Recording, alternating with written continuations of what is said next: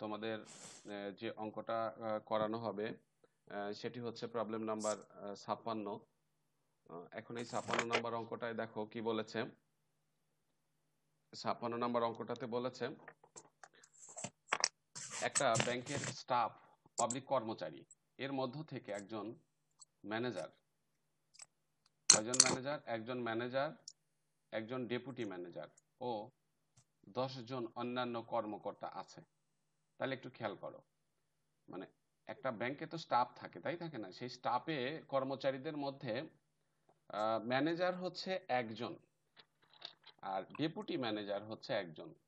তাহলে এই মিলে মোট 2 জন, আর কর্মচারী মানে অন্যান্য কর্মকর্তা আছে 10 জন।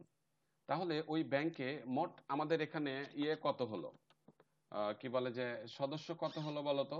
এখানে এখানে মোট সদস্য হলো 14 জন। 14 জন। ফাইন। এখন 14 জনই কেন হবে? 12 জন না? স্যার 4 জন হচ্ছে 10 জন আর একজন ডেপুটি ম্যানেজার আর একজন ম্যানেজার, মোট 12 জন। 12 জন। হ্যাঁ, তন্মধ্যে 4 জনের একটা কমিটি নির্বাচন করতে হবে।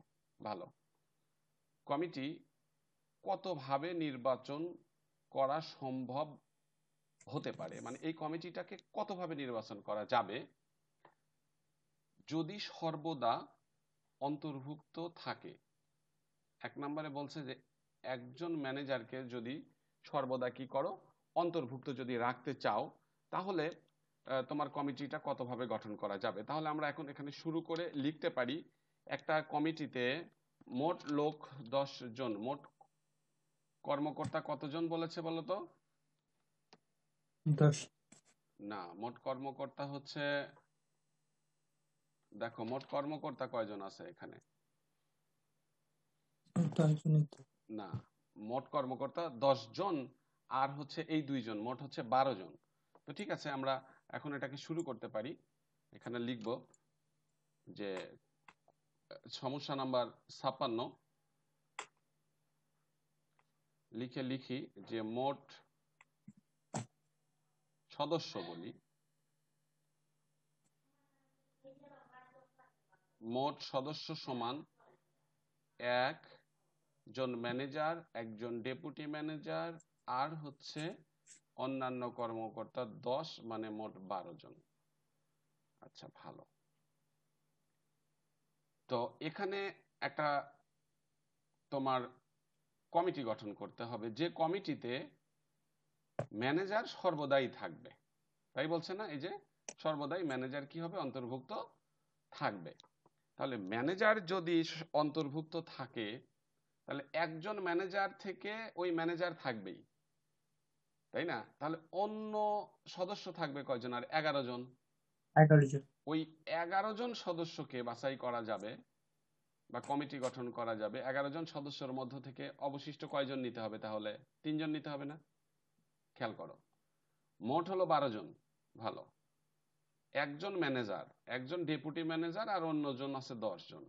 তো বলতেছে কি যে এ ম্যানেজার সাহেব সর্বদা অন্তর্ভুক্ত থাকবেই, এই ম্যানেজার সর্বদাই অন্তর্ভুক্ত থাকবে। তাহলে এখন অবশিষ্ট সদস্যের সংখ্যা থাকলো কয়জন? 11 জন। এবং 4 জনের হবে কমিটি, 4 জনের মধ্যে একজন ম্যানেজার বাদ গেলে থাকলো কয়জন? আর 3 জন।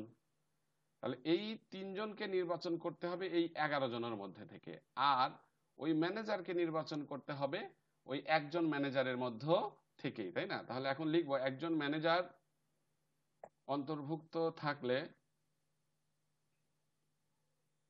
একজন ম্যানেজার অন্তর্ভুক্ত থাকলে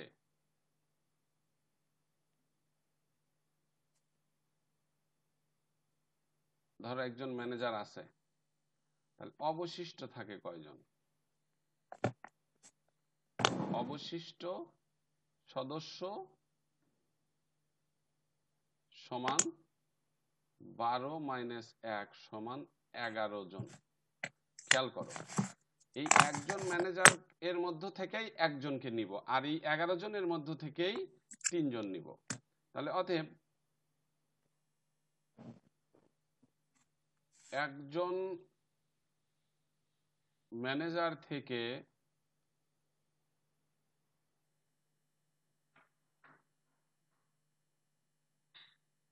একজন ম্যানেজার নির্বাচন করা যাবে, মানে একজনের মধ্য থেকে একজনকে নির্বাচন করা যাবে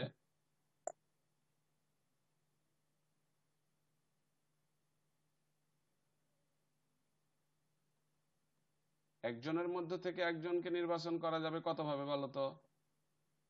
1C1ই হবে, মানে NC হবে একজনই। তো এটাকে যদি আমরা ফ্যাক্টোরিয়াল করি এটা আসবে কত? 1। তাহলে এখন আরো অবশিষ্ট নির্বাচন করতে হবে কতজনকে? 3 জনকে।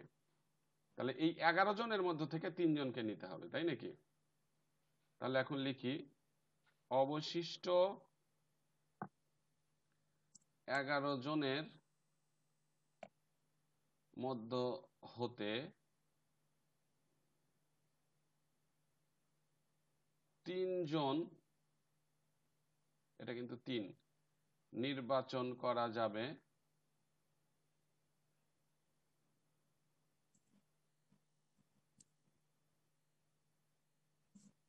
কিভাবে বলো তো? NCR, 11 জন থেকে 3 জনকে নিব আমরা, মানে NCR লিখলাম। তাহলে এখানে 11C3 লিখলাম। তাহলে আমরা এটাকে কাজ করব সমান ফ্যাক্টোরিয়াল 11 ফ্যাক্টোরিয়াল 3 ফ্যাক্টোরিয়াল 11 মাইনাস 3 সমান উপরে ফ্যাক্টোরিয়াল 11 কে ভাঙায় 10 9 ফ্যাক্টোরিয়াল 8 রাখলাম, এখানে 3 ভাঙালাম 3 2 1, আর এই 11 থেকে 3 বাদ গেলে থাকলো 8 8 আর 8 কেটে গেল, কেটে গিয়ে 9 10 90 না? জি স্যার। না দেখো তো এটা ভুল হয়েছে কিনা। ও 11 তো, তাহলে তার আগে আর একটা 11 আছে এখানে। 11 10 9, এইটাকে 9 10 90 990 3 দুগুণ 6 দ্বারা ভাগ করলে আসবে 165। তাহলে দেখো এখন এইখানে 1 দ্বারা এখন এইটাকে এই 165কে গুণন করলেই হয়ে যাবে। তাহলে অতএব কমিটি গঠন করা